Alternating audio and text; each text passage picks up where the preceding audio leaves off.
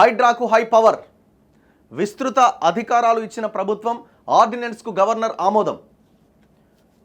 So మొత్తానికి హైడ్రా మీద పెద్ద చర్చ నడుస్తున్నది.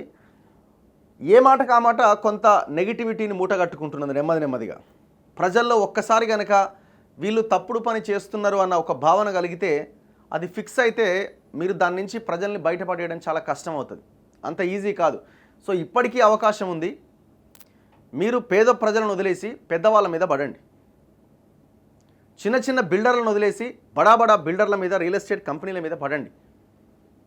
మొన్న కిష్టారెడ్డిపేటలో కొన్ని విల్లాలు ఖతం చేసి వచ్చారు.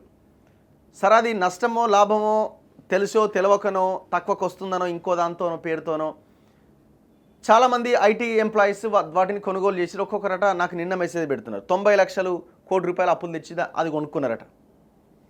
ఇప్పుడు రెవెన్యూ రికవరీ యాక్ట్ ప్రయోగించాలా ఆ బిల్డర్ మీద, ఆ కన్స్ట్రక్షన్ కంపెనీ మీద, అది కట్టించినోడి మీద, అండ్ దట్టు పర్మిషన్ ఇచ్చినోడి మీద. వాళ్ళు ఏం చేస్తున్నారు? సైట్కి వెళ్తున్నారు, పర్మిషన్ ఉన్నది, కరెంటు పర్మిషన్ ఉన్నది, రెవెన్యూ పర్మిషన్ ఉన్నది, రిజిస్ట్రేషన్ అయిపోయింది, అన్నీ అయిపోయినాయి, పేపర్ మా చేతిలో ఉంది, ఇది మా ఇల్లు అని గవర్నమెంట్ చెప్పింది.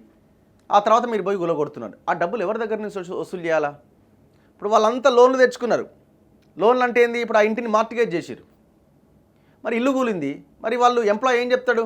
ఆ ఇల్లు కూలింది, నేనేం చేయాలంటాడు. నువ్వు ఏం చూసుకోకుండా లోన్ ఇచ్చినావు అంటే బ్యాంకులు నష్టపోయినట్టే కదా. మీరు అసలు వాడి దగ్గర నుంచి రికవరీ చేయాలా? ఇప్పుడు ఆడెవరు ఉప సర్పంచ్ ఇంకెవరో వాటిని కట్టించు. దాని వెనకాల ఎవరు ఉన్నారు? గూడెం మధుసూదన్ రెడ్డి, మైపాల్ రెడ్డి ఉన్నారు. వాళ్ళ దగ్గర నుంచి రెవెన్యూ రికవరీ యాక్ట్ ప్రయోగించి వసూలు చేయాలా?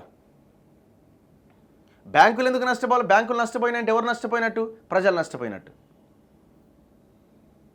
సో నేనేమంటున్నా, ఈ హైడ్రాకి ఇచ్చే హై పవర్స్ మీరు చిత్తశుద్ధితో నిజాయితీతో వర్క్ చేస్తే ప్రజలు కూడా హర్షిస్తారు. మీరు దారి తప్పి ఈ మూలకోటి ఆ మూలకోటి కూలగొట్టి అసలైన వాళ్ళది పక్కన పెడితే జనం చీగొడతారు. ఇప్పుడు కొంత నెగిటివిటీ వస్తున్నది జనాల్లో, ఏం జరుగుతున్నది అని ఆలోచిస్తున్నారు. మాలాంటి వాళ్ళని చూపించిన కన్స్ట్రక్షన్స్ కంపెనీల దగ్గరికి ఎందుకు మీరు పోవట్లేదని క్వశ్చన్ రైజ్ చేస్తున్నారు. దానికి ఏం సమాధానం ఉంది మీ దగ్గర? నథింగ్. హైదరాబాద్ విపత్తు స్పందన ఆస్తుల పరిరక్షణ ఏజెన్సీకి విస్తృత అధికారాలు కల్పిస్తూ ప్రభుత్వం తీసుకొచ్చిన ఆర్డినెన్స్కు మంగళవారం రాష్ట్ర గవర్నర్ జిష్ణుదేవ్ వర్మ ఆమోదం తెలిపారు. దీంతో ఇకపైన హైడ్రా చేపట్టబోయే అన్ని కార్యకలాపాలకు చట్టబద్ధత లభించింది. ఈ చట్టాన్ని రాబోయే అసెంబ్లీ సమావేశాల్లో ప్రవేశపెట్టి ఆమోదించబోతున్నట్టుగా తెలుస్తున్నది. అప్పటి వరకు హైడ్రాకు ఈ ఆర్డినెన్స్ రక్షణగా ఉండబోతున్నది.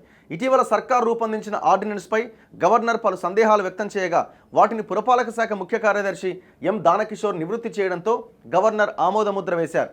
బలోపేతం దిశగా చెరువులు, కుంటలు, నాలాలు, పార్కులు, ప్రభుత్వ స్థలాలు, ఆట స్థలాలు సహా ప్రభుత్వ ఆస్తులను సంరక్షించడం, ప్రకృతి వైపరీత్యాల సమయంలో రక్షణ చర్యలు, భారీ వర్షాలు సంభవించినప్పుడు ట్రాఫిక్ పోలీసులతో సమన్వయం చేసుకొని క్రమబద్ధీకరించడం, అగ్నిమాపక శాఖ సేవలకు సంబంధించి నిరభ్యంతర పత్రం జారీ తదితర లక్ష్యాలతో జూలై 19వ తేదీన జీవోఎంఎస్ నెంబర్ 99 ద్వారా రాష్ట్ర సర్కార్ హైడ్రా ఏర్పాటు చేసింది. హైదరాబాద్, రంగారెడ్డి, మేడ్చల్, మల్కాజ్గిరి జిల్లాల పరిధిలో ఓఆర్ఆర్ వరకు ఉన్న ప్రాంతాన్ని దీని పరిధిలో చేర్చింది. హైడ్రా ఆధ్వర్యంలో ప్రభుత్వ ఆస్తుల పరిరక్షణ విభాగం, విపత్తు నిర్వహణ విభాగాలు ఇప్పటికే పనిచేస్తుండగా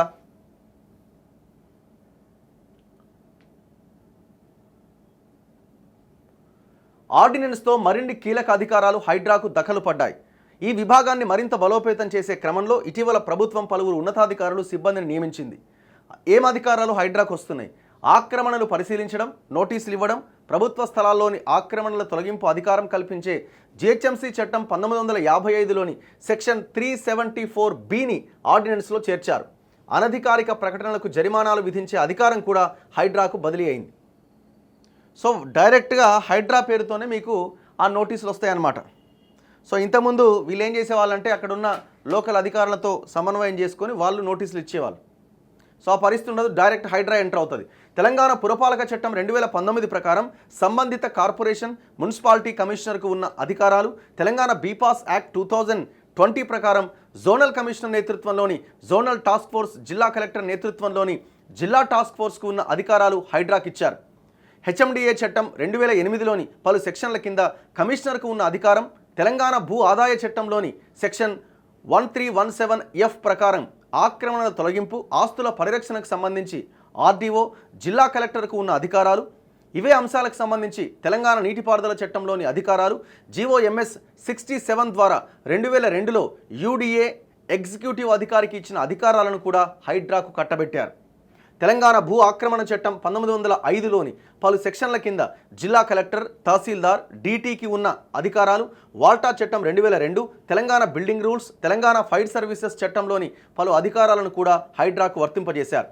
రెవెన్యూ, స్థానిక సంస్థలు, ఇతర ప్రభుత్వ శాఖల ద్వారా ఆక్రమణదారులకు నోటీసులు ఇప్పించి అనంతరం ఆయా నిర్మాణ సంస్థలపైన చర్యలు తీసుకోవడంలో తలెత్తుతున్న జాప్యానికి తావు లేకుండా హైడ్రా కొత్త అధికారాలతో స్వయంగా అవసరమైన చర్యలను సకాలంలో తీసుకోగలుగుతుంది. సో ఇండిపెండెంట్గా వాళ్ళు పనిచేయడానికి అన్ని రకాల అవకాశాలని, హక్కులని వాళ్ళకి కట్టబెట్టిందనమాట గవర్నమెంట్, ఆ సెక్షన్ 374Bని యాడ్ చేసి. సో ఇప్పుడు హైడ్రా నోటీసులు ఇస్తుంది, హైడ్రా కూల్చేస్తుంది. మనమేమంటున్నామంటే కోర్టు కూడా ఎక్కడా కోర్టు అడ్డుకోలే. ఇప్పుడు మొన్న అమీన్పూర్లో జరిగిన కన్స్ట్రక్షన్స్ విషయంలో కూడా అవి అక్రమ కట్టడాలే. కోర్టుకు ఎందుకు కోపం వచ్చింది? వాళ్ళు జర ఆగండి అన్నారు, వీళ్ళు ఆగలే. కోర్టు చెప్పినప్పుడు ఆగాలి కదా, స్టే ఇచ్చినప్పుడు. కోర్టు ఏమి చెరువులలో ఉన్న, గవర్నమెంట్ స్థలాల్లో ఉన్న కన్స్ట్రక్షన్స్ని కూలగొట్టొద్దని చెప్పట్లే. మీరు ఇంకా కోర్టులో చెప్పిన దానికి పర్ఫెక్ట్ ఎగ్జాంపుల్ వాళ్ళు ఎంత కరెక్ట్గా డెసిషన్స్ ఇస్తున్నారని చెప్పడానికి మనం స్టేల గురించి ఆలోచిస్తున్నాం. ఆ స్టే పోవడానికి మీరు ఇమీడియట్గా కౌంటర్ పిటిషన్ ఫైల్ చేయండి. ఎంతసేపు? గవర్నమెంట్ రాజ్యం మీ చేతిలో ఉన్నది, ఫైల్ మూవ్ అవుతుంది.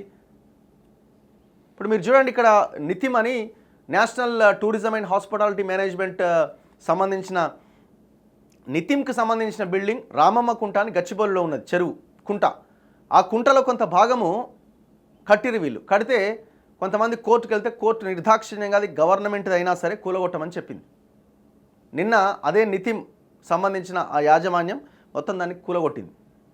వాళ్ళే కూలగొట్టిరు. కోర్టు చెప్పింది, ఆర్డర్ ఇచ్చింది హైకోర్టు. సో కోర్టులు ఎక్కడ, సుప్రీంకోర్టు అయితే అసలు మీరు నిర్దాక్షిణ్యంగా కూలగొట్టమని చెప్పింది. ఇక్కడ ఏం జరుగుతున్నదంటే దీని ద్వారా జరిగే నష్టం ఏంటంటే, ఇప్పుడు మనం పేద ప్రజల ఇండ్లు ఒక భాగం అయితే, రెండోది ఏ రియల్ ఎస్టేట్ కంపెనీలో లీడర్లో వాళ్ళు ఆ లేఅవుట్ చేసి అమ్మిన తర్వాత అది చెరువా, గవర్నమెంట్ ల్యాండా, వీటన్నింటికి పర్మిషన్స్ ఇచ్చేసి దొంగలు అధికారులు ఇందులో భాగస్వాములు అయి ఉన్నది. ఫస్ట్ వాళ్ళ మీద చర్యలు తీసుకోవాలా. వాళ్ళ మీద చర్యలు తీసుకున్న తర్వాత ఎవరైతే ఆ బిల్డింగ్లో ఆ సామాన్య ప్రజలు అది కొనుక్కున్నారో, మిడిల్ క్లాస్ కావచ్చు, ఎబో మిడిల్ క్లాస్ ఫ్యామిలీస్, వాళ్ళకి ఎవడైతే కన్స్ట్రక్షన్ చేసిండో వాడిని బ్లాక్ లిస్ట్లో పెట్టి ఆ రెవెన్యూ రికవరీ యాక్ట్ కింద దాన్ని ఆ డబ్బులు ఇప్పించాలి. ఇవన్నీ చేయాలా? లేకపోతే ఇక్కడ జనం నష్టపోతున్నారు. రెండోది బ్యాంకులు చాలా తీవ్రంగా నష్టపోతున్నాయి. బ్యాంకులు నష్టపోతున్నాయి అంటే ప్రజలు నష్టపోతున్నట్టే లెక్క. వాళ్ళు ఏదో రకంగా మన మీదనే తీస్తారు రకరకాల ట్యాక్స్ల పేరుతో. ఎంత అన్యాయం ఇది!